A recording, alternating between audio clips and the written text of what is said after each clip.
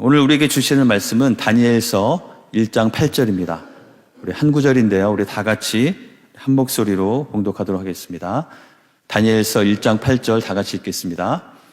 다니엘은 뜻을 정하여 왕의 음식과 그가 마시는 포도주로 자기를 더럽히지 아니하리라 하고 자기를 더럽히지 아니하도록 환관장에게 구하니. 아멘. 네, 저희가 2024년을 마무리하는 마지막 주일을 보내면서 또 이제 며칠 후면은 맞게 될 2025년을 바라보면서 과연 우리는 어떠한 마음으로 한 해를 마무리하고 또 어떠한 마음으로 무엇을 기억하면서 새해를 맞이해야 될까? 오늘 말씀을 통해서 함께 나누기 원합니다. 특별히 저희가 오늘은 다니엘이라는 인물을 같이 좀 살펴보기 원하는데요. 아마 다니엘이라는 이름은 우리에게 굉장히 익숙한 이름일 것입니다. 많은 분들이 굉장히 좋아해서 많이 쓰는 그런 이름이기도 하죠. 우리 해마다 보면은 그 재미있는 통계들이 있는데요. 그중에서 미국에 있는 가장 많이 사용하는 이름들 그런 통계가 있습니다. 보면은 시대별로 어떤 때는 인기가 많다가 또 점점 사그라지는 그런 이름들도 있는데요. 이 다니엘이라는 이름은 변함없이 항상 미국과 영국에서 10위권 안에 들어가는 그런 이름이라고 합니다. 남자 이름뿐만 아니라 우리 여자 이름으로도 끝에 이자를 붙여서 데니엘로 이렇게 쓰기도 하죠. 그만큼 많은 분들이 좋아하고 많이 사용하는 그런 이름인데요. 그 다니엘의 그 위대함은 과연 어디에 있을까? 왜 사람들이 그렇게 다니엘의 이름을 좋아하고 또 많이 사용하고 또 사용하고 싶어 하는 것일까? 우리는 다니엘의 이야기를 잘 알고 있습니다. 다니엘은 어떤 인물입니까? 다니엘 하면 어떤 것이 제일 먼저 떠오르십니까? 다니엘은 바벨론의 아주 위대한 아주 고위 관료로서 꿈을 해석하고 엄청난 많은 영향력을 발휘했던 아주 높은 위치에 올랐던 그런 사람이죠. 우리가 다니엘의 위대함에 대해서 생각할 때 다니엘을 좋아하고 나도 또 나의 자녀들이 다니엘처럼 됐으면 좋겠다라고 생각을 할 때 우리가 주로 초점을 두는 모습이 어떤 그러한 성공과 성취의 모습이 아닌가 이렇게 생각해 보게 됩니다. 하지만 다니엘의 정말 위대함은 어디에 있는 것인지 살펴볼 필요가 있겠는데요. 다니엘의 이름을 많이 사용하는 것들이 있는데요. 다니엘 학습법이라는 책이 있습니다. 김동환 전도사라는 분이 쓴 책인데요. 아마 미국에 사셔서 그 책을 많이 들어보지 못하신 분도 있을 텐데 아마 한국에서 사셨던 분들은 특별히 자녀를 키우신 분들은 이 책이 굉장히 익숙하실 것입니다. 이 책은 수주 동안이나 베스트셀러로 팔린 책인데요. 이분이 이 책이 잘 팔린 이유는 무엇이냐면 서울대에 합격하셨고 서울대를 다닐 뿐만 아니라 졸업할 때 평점이 99.96인가 거의 서울대 역사상 최고의 평점으로 졸업을 한 그런 분입니다. 그분이 자신이 공부한 방법과 노하우를 기록한 다니엘 학습법이라는 책을 썼는데요. 이 책의 내용은 사실 이분이 정말 하고자 하는 얘기는 그 학습법 자체보다도 자신이 정말 하나님 앞에서 어떻게 뜻을 정하고 하나님의 자녀답게 살 것인가, 어떤 가치관을 가지고 살아야 할 것인가에 대한 책을 쓰려고 그런 책을 쓰신 것 같은데 사람들의 관심은 다른 사람을 위해서 나누고 섬기는 그런 삶의 모습들보다는 이 사람이 과연 어떻게 공부를 했길래 서울대에 갔고 서울대에서도 그 최고의 성적으로 졸업할 수 있었을까? 주로 거기에 관심을 갖게 됩니다. 지금 나오지 않는 그림은 이 책의 표지인데요. 이 책을 광고할 때 어느 부분에 포커스를 두고 광고를 했을까요? 사람들은 주로 어느 부분을 보면서 이 책을 많이 그렇게 샀을까요? 다른 사람을 섬기는 마음으로 살아야 한다라는 것이 아니라 책의 표지에도 보면 서울대 학점 99.96으로 졸업한 김동환 전도사의 다니엘 학습법. 사람들이 주목하는 것은 어떠한 학교에 들어갔고 그 어떠한 성취를 이루었는가. 뭔가 세상적으로 보이는 그 높아 보이고 많이 성취한 것처럼 보이는 것들에 여전히 사람들은 그것에 주목하고 그것에 열광하는 것이 세상 사람들이 살아가는 모습이 아닌가 생각이 됩니다. 그리고 그것은 어쩌면 세상 사람들뿐만 아니라 우리 하나님의 백성인 우리들조차도 그것에 더 초점을 두고 나의 삶 가운데도 그런 것들을 추구하면서 살아가는 것이 혹시 우리의 모습은 아닌가. 우리가 다니엘을 좋아하는 이유도 그가 정말 높은 위치에 올랐기 때문에 그를 좋아하지, 그가 만약에 똑같은 삶을 살면서 그의 삶 가운데 그렇게 높은 위치에 오르는 것이 없었다면 우리는 그를 별로 주목하지 않았다는 것은 아닐까라는 생각을 해보게 됩니다. 그러면서 정말 이 다니엘이 가졌던 위대함은 무엇이고 우리가 배워야 할, 다니엘을 통해서 우리에게도 세워져야 할 그 위대함의 모습이 무엇인지를 같이 살펴보기 원하는데요. 이 다니엘이 지금 처해있던 상황이 우선 어떠했는지 우리가 좀 살펴볼 필요가 있겠습니다. 우리 1절부터 7절까지의 오늘 읽은 8절의 본문이 나오기 전에 다니엘이 어떤 상황에 있었는지가 기록이 되어 있는데요. 먼저 1절과 2절에 보시면 이 다니엘이 살던 시대는 유다의 마지막 왕인 여호야김이 3년째 다스리던 해에 바벨론의 왕인 느부갓네살이 예루살렘을 포위하고 있던 그런 때입니다. 아직 나라가 완전히 망하진 않았지만 계속해서 하나님을 배반하고 하나님의 뜻대로 서지 못하는 이 유다 북이스라엘은 이미 멸망했고 남유다도 그런 상황 가운데 나라가 망하기 직전에 있던 그런 순간이죠.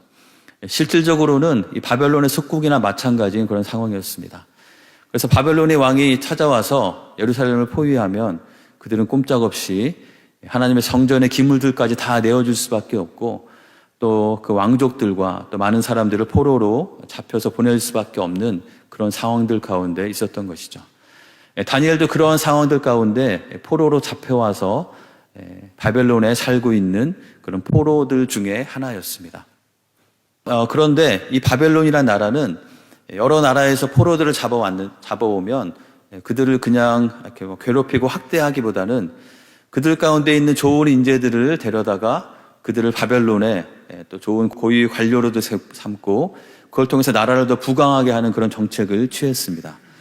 그랬기 때문에 이 바벨론의 왕은 환관장을 통해서 이제 이번에 잡아온 이스라엘 자손들 중에서 그들의 왕족이나 귀족들, 그래도 그들 안에서 또 고위층에 있던 귀족에 있던 사람들 중에서 흠이 없고 용모가 아름다운 그런 소년들 중에서 잘 가르치고 잘 훈련을 시키면 모든 지혜를 통찰하고 지식에 통달하고 학문에 익숙할 것 같은 그런 소년들을 뽑아오도록 했습니다.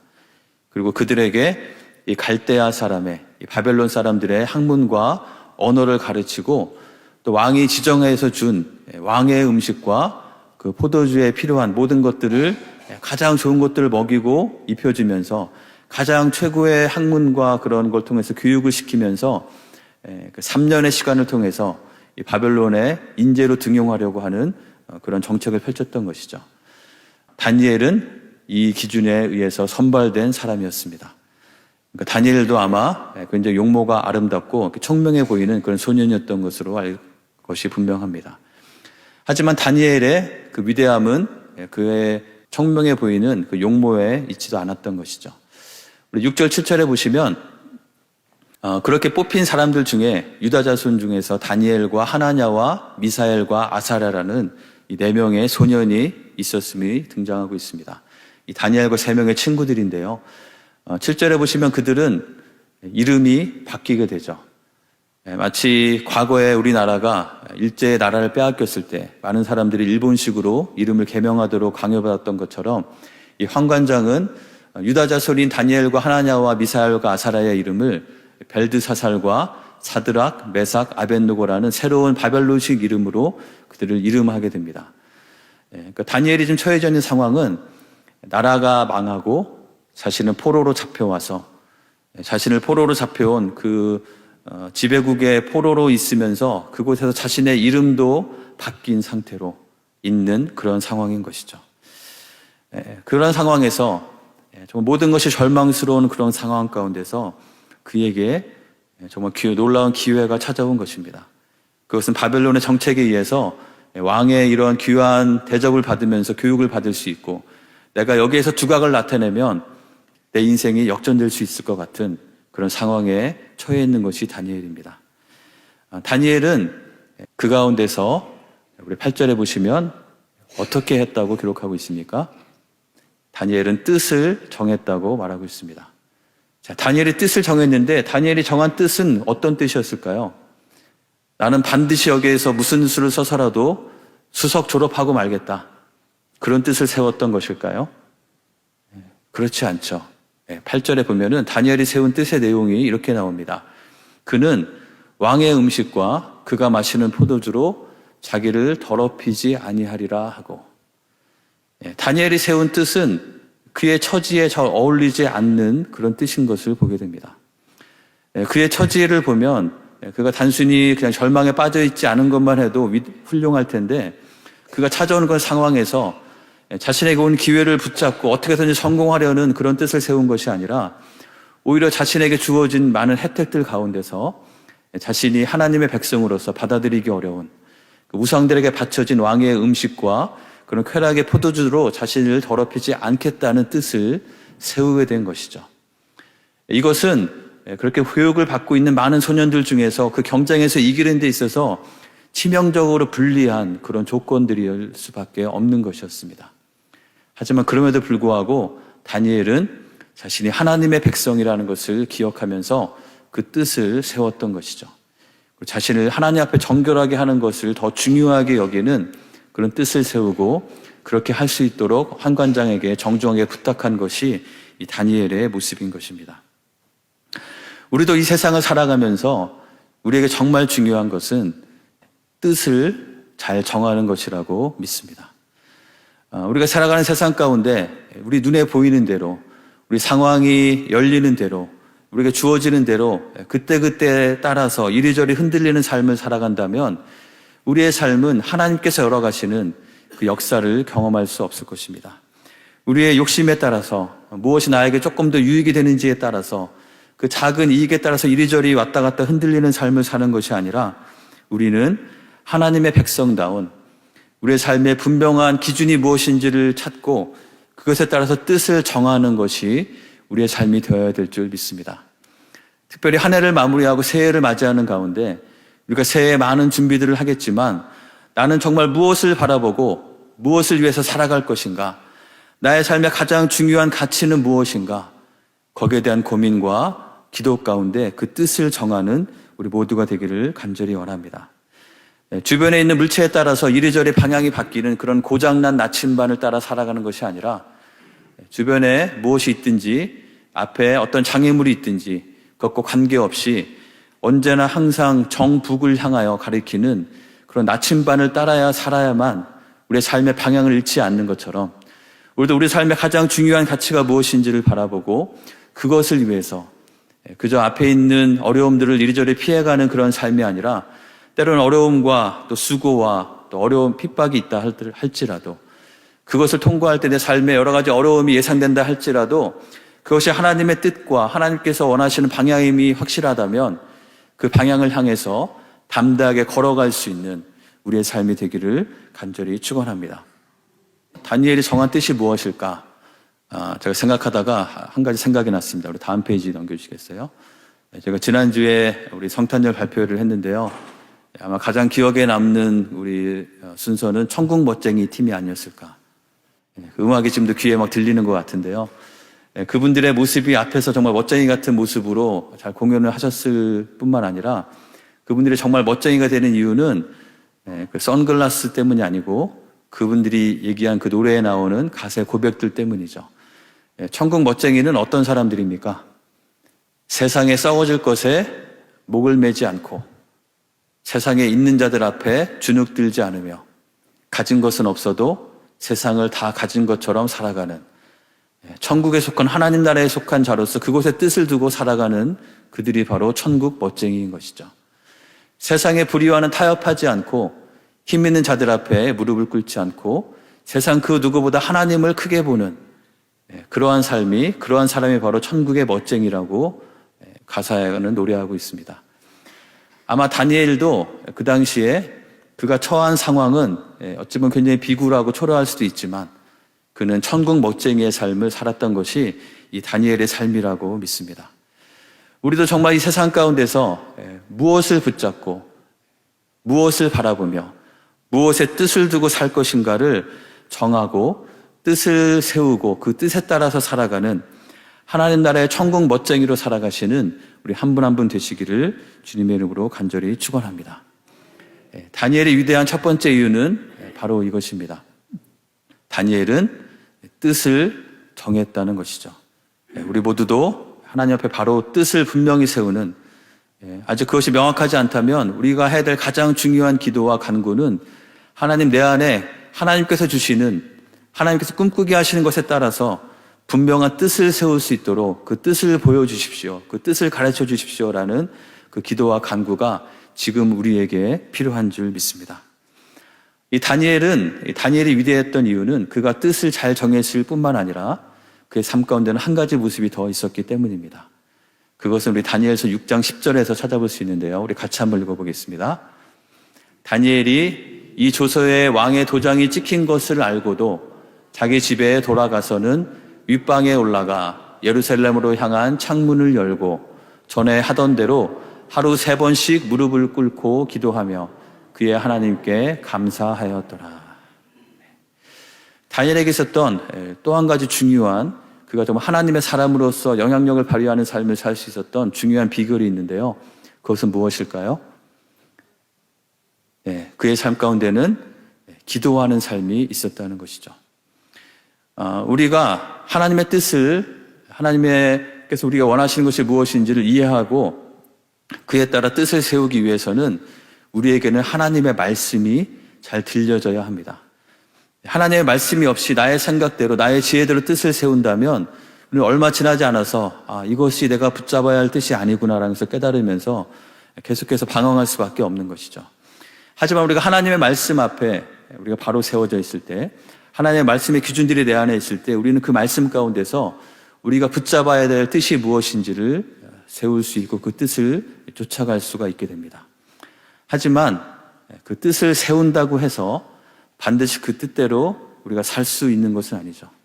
왜냐하면 우리의 의지는 너무나 약하고 때로는 우리가 무엇이 하나님의 뜻인지 알면서도 그대로 순종하지 못하는 우리의 모습을 우리 너무나 많이 발견하기 때문입니다.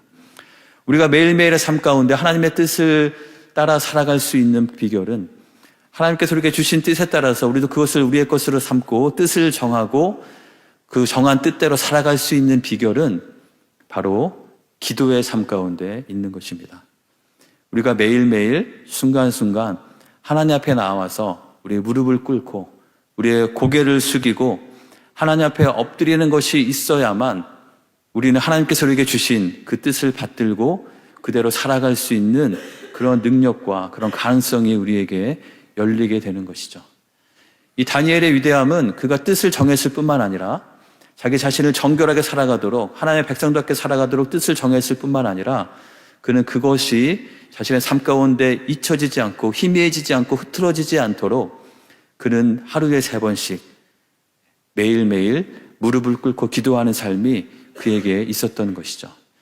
특별히 우리가 잘 아는 대로 이 다니엘서 6장 10절의 이 상황은 어찌 보면 기도하지 않아도 될 만한 그런 익스큐즈가 굉장히 많은 그런 상황입니다. 왜냐하면 우리 10절에 보시면 다니엘이 이 조서에 왕의 도장이 찍힌 것을 알고도, 이 조서는 어떤 조서이냐면 다리오 왕이 자신의 신상을 세우고 자신에게 절하지 않는 모든 자는 사자굴에 던져 넣겠다는 그런 조서를 그 간신들이 발표하게 했을 때 다리오 왕이 별 생각 없이 그 조서의 도장을 찍은 상태인 것이죠. 자, 그렇다면 이런 상황이면 우리가 조금 조심할 필요가 있지 않겠느냐, 이런 생각을 충분히 할 수가 있겠죠. 그래서 내가 왕에게 가서 설득을 하든지 그 조서가 무효화될 때까지는 잠시 기도하는 것을 멈추어야 되겠다라는 생각을 할 수도 있었을 것입니다. 하지만 다니엘은 그렇게 하지 않았습니다. 다니엘은 어떻게 했습니까? 그 모든 사실을 알고도 자기 집에 가서 윗방에 올라갔습니다. 이 윗방은 그가 항상 기도하는 그 기도의 자리였던 것이죠. 여러분에게는 여러분의 윗방이 어디가 있으신가요? 성전에, 우리 교회에 나와서 교회의 어떤 자리가 여러분의 기도의 자리가 되실 수도 있겠고, 또 여러분의 집에 어떤 장소가 여러분이 기도하는 자리가 될 수도 있겠습니다. 어떤 분은 자동차 안이 될 수도 있겠죠. 매일마다 출근하고 나서 일을 시작하기 전에 주차장에서 잠시 기도하고 하루를 시작하시는 분들, 다양한 모습의 윗방이 있을 것입니다. 중요한 것은 윗방이 반드시 있어야만 우리는 하나님의 뜻대로 살아갈 수 있다는 것이죠. 이 다니엘은 그런 조서의 도장이 찍힌 것을 알고도 자신이 원래 기도하던 윗방으로 올라갔습니다. 그리고 어떻게 했습니까? 예루살렘으로 향한 창문을 닫아야 될 텐데 활짝 열어놓고 기도한 것이죠. 좀 이런 상황이면은 좀 조심할 필요가 있으니까 내가 기도하더라도 아무도 모르게, 아무도 눈치채지 못하게. 뭐 그런 분들 있죠. 직장이나 학교에서 이렇게 식사 기도할 때 조금 창피해가지고 옆에 사람 눈치채지 못하게 밑에 이렇게 숟가락 떨어뜨리고 들어가서 잠깐 눈 깜빡하고 나오는, 뭔가 이렇게 좀 부끄러움이나 아니면 뭐 숨기고 싶어 하는 그런 상황일 수도 있겠지만, 이 다니엘은 오히려 담대하게 예루살렘을 향한 창문을 활짝 열어놓고 바깥에서 누가 그 창문을 통해서 자신을 보든지 보지 않든지 상관없이 전에 하던 대로 하루에 3번씩 무릎을 꿇고 정식으로 하나님 앞에 기도하는 그런 기도를 드렸던 것이죠. 그가 예루살렘을 향한 창문을 열었던 것은 단순히 그 방향이 중요하기 때문이라기보다는, 그는 자신은 지금 비록 포로로 잡혀와서 바벨론 땅에 살고 있지만 내가 속한 곳은 예루살렘에 있는 그 하나님의 백성이라는 것을 그는 기억하면서, 자신의 정체성을 기억하면서 드린 그 기도였던 것을 우리가 바라보게 됩니다. 그는 어떤 상황에서도 타협하지 않고 자신의 유불리에 따라서 이리저리 흔들리는 것이 아니라 하나님의 백성대로 자신을 정결하게 살겠다는 뜻을 세우고 그것을 위해서 기도하며 매일매일의 삶을 살아가는 것이, 자신이 그러한 삶을 살 수 있는 것에 대해서 감사하면서, 또한 자신의 삶에 하나님께서 허락하신 것에 대해서 감사하면서 하나님의 뜻을 계속해서 붙잡고 그것이 나의 삶 가운데 실현되기를 원하며 그것을 위해서 살기로 헌신하는 기도를 매일매일 드렸던 것이 이 다니엘의 삶의 모습인 것입니다. 다니엘의 삶이 위대한 두 번째 이유는 바로 이것이죠. 같이 한번 읽어볼까요? 다니엘은 정한 뜻대로 살기 위해서 항상 기도했습니다. 그가 뜻을 정했을 뿐만 아니라 매일매일 항상 그의 삶 가운데 기도하는 모습이 있었기 때문에 그는 하나님의 사람으로 그가 처한 상황에 관계없이 오히려 상황을 역전시키면서 오히려 자신을 나라를 빼앗고 정복한 그 정복국 안에서, 바벨론이라는 그 큰 나라 안에서 오히려 하나님의 백성으로서 하나님의 뜻과 하나님의 나라를 그것 가운데 선포하고 세워가는 그런 놀라운 삶을 그가 살았던 것을 기억하기 원합니다. 우리도 오늘 한 해를 마무리하고 새해를 맞이하면서 이 다니엘과 같이 뜻을 정하는 우리 모든 성도님들이 되시기를 간절히 축원합니다. 그리고 그 뜻을 정할 뿐만 아니라 실제로 그 뜻대로 살아가기 위해서 특별히 기도의 삶에 다시 정비하고 기도의 삶을 잘 세워가시는 우리 한 분 한 분이 되시기를 간절히 축원합니다. 그래서 저희가 새해를 시작하면서 우리 신년 특별 새벽 기도회를 저희가 하게 됩니다. 새해가 됐기 때문에 그냥 의뢰이 그냥 하던 대로 그냥 하는 그런 것으로 생각하지 않으시면 좋겠습니다. 저희가 새해를 시작하면서 특별히 이렇게 기도하는 것은 그냥 세상 사람들이 새해가 되면 토정비결을 보는 것처럼 뭔가 그러한 의식으로 하는 것이 아닙니다. 정말 우리의 삶 가운데 하나님께서 도와주시지 않으면, 하나님께서 함께 하시지 않으면 우리의 삶에 결코 우리가 바르게 살아갈 수 없다는 그런 믿음의 고백을 주님께 드리는 것입니다. 오늘 한 해를 살아가면서 새해를 맞이하면서 나의 삶에 일어날 많은 일들이 있을 텐데 그 모든 일들 가운데 나는 사람의 지혜나 나의 능력이나 나의 어떤 방법들을 의지하기보다 하나님 앞에 기도하면서 그 모든 상황들을 돌파하고 하나님께 기도하는 것으로 승부를 보기 원합니다라는 그런 결단이 담겨 있는 것이 이런 기도회와 이런 기도의 자리에 나아가는 것인 줄 믿습니다. 그래서 저희가 새해 시작하고 첫 열흘 동안 7번 같이 기도회를 드리게 되는데요. 다시 말씀드리지만 이 시간을 결국 가볍게 생각하지 마시고 꼭 많이 참여하셔서 함께 기도하시기 바랍니다. 물론 정말 참여할 수 없는 상황에 있으신 분은 어쩔 수 없겠지만 가능하신 분은 다 기도의 자리로 나오셔서 우리에게 정말 회복되어야 될 기도가 무엇인지를 다시 확인하면서 그 기도 가운데 하나님께서 나에게 내가 정말 무엇을 나의 삶의 중요한 가치로 삼아야 될지 뜻이 정해지지 않은 분들이 혹시 있으시다면 이 시간들을 통해서 내가 정말 붙잡아야 될 뜻이 무엇인지를 하나님 앞에 간구하며 나가는 우리 모든 성도님들이 되시기를 간절히 축원합니다.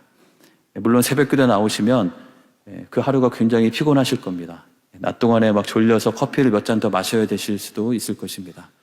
그렇지만 그럼에도 불구하고 정말 뜻을 정해서 내가 정말 기도 가운데 한 해를 시작하기 원하는 그런 마음으로 기도의 자리로 나오시는 여러분들이 되시기 바랍니다. 데살로니가전서 5장 17절 같이 한번 읽어볼까요? 쉬지 말고 기도하라. 이건 다 암송하실 수 있겠죠? 저희가 새해를 시작하면서 이 한 구절 제가 암송하면서 우리가 쉬지 말고 기도하는 것, 그것은 우리의 모든 삶의 순간 가운데 하나님을 의지하고 하나님을 의식하고 하나님께 우리의 마음을 향하면서 살아가는 그런 삶의 모습을 말하는 것이죠. 쉬지 말고 기도하는 모습이 되기 위해서 우리는 때로는 기간을 정하고 또 때로는 어떤 특별한 기도 제목을 가지고 하나님 앞에 때로는 금식하면서 때로는 시간을 따로 떼어놓고 기도하는 이 기도의 헌신들이 풍성하여져서 기도 가운데 역사하시는, 기도 가운데 하나님의 뜻을 더 분명하게 우리가 세워주시고 우리로 하여금 그 뜻대로 살아갈 수 있게 하시는 하나님의 능력을 경험하는, 그래서 정말 천국 멋쟁이처럼 천국에 속한 자로서 세상을 변화시키고 세상 가운데 하나님께서 열어가시는 하나님의 그 놀라운 역사를 우리 개인의 삶 가운데, 우리 가정들 가운데, 또 우리 사랑하는 자녀들 가운데, 또 사랑하는 나의 형제 자매와 나의 친구들과 이웃들 가운데, 그러한 우리가 모여서 이루고 있는 우리 교회 공동체 가운데, 우리가 속해서 살아가는 이 세상 가운데 하나님의 역사를 펼쳐가시는 귀한 한 분 한 분 되시기를 주님의 이름으로 간절히 축원합니다. 우리 주신 말씀 기억하면서 함께 기도하도록 하겠습니다. 우리의 삶 가운데 정말 다양한 많은 상황들이 펼쳐지게 됩니다. 때로는 우리가 정말 원치 않는, 우리의 마음을 아프게 하고 또 괴롭게 하고 힘들게 하는 상황들도 있을 것입니다. 때로는 우리가 너무나 좋고 감사한 일들이 있어서 그것 때문에 우리는 우리의 마음을 오히려 잃어버리고 하나님을 바라보지 못하게 될 수도 있겠습니다. 우리가 어떤 상황에 있든지 우리는 하나님을 바라보고 주님께서 우리에게 주신 그 뜻을 따라서, 그 뜻에 따라 순종해가는 우리 모두가 될 수 있도록 기도하기 원합니다. 특별히 그것을 위해서 우리가 기도에 헌신하고 기도에 초점을 두면서 기도에 힘쓰는 가운데 2025년 새해도 하나님과 함께 동행하며 하나님의 역사를 경험해가는 우리의 삶이 될 수 있도록 하나님께 간구하며 함께 기도하도록 하겠습니다. 함께 기도하겠습니다.